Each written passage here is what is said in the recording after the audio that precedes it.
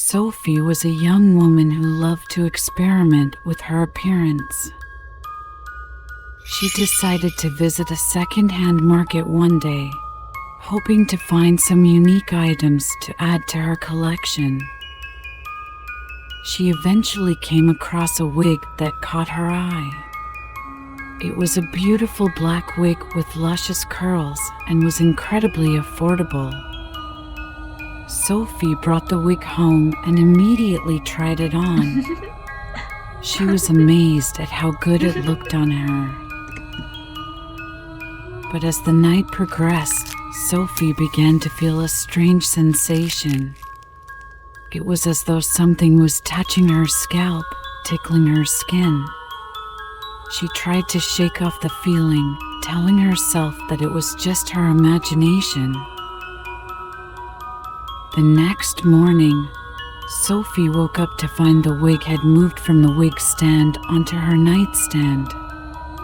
She found this odd, but figured she must have accidentally knocked it over in her sleep. But as the days passed, stranger things started to happen.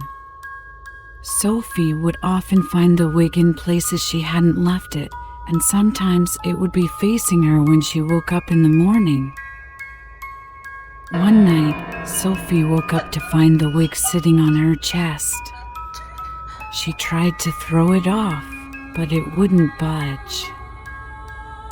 Suddenly, the wig started to move on its own.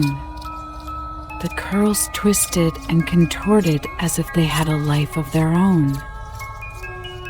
Sophie tried to scream, but the wig seemed to have a hold on her, muffling her cries.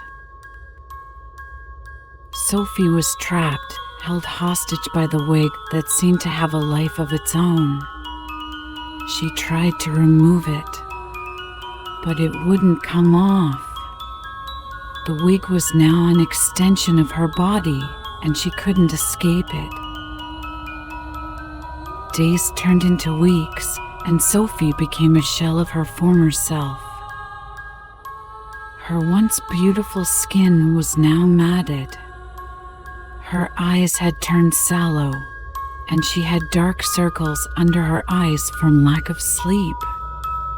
But the wig on her head was even more shiny and beautiful, and it seemed to have grown more than the first time.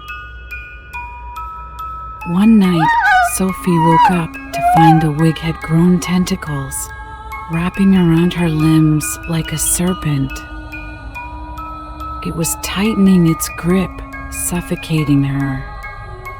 Sophie knew she was going to die, but she couldn't fight back. She had become too weak from the constant struggle. The next morning, Sophie's roommate found her lifeless body lying on the bed, the wig still attached to her head.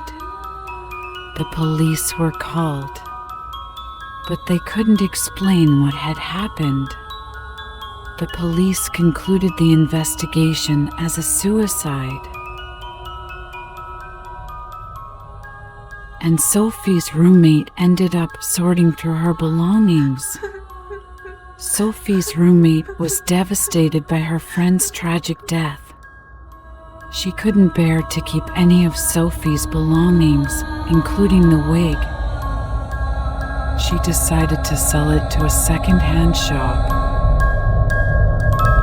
Unaware of the wig's dark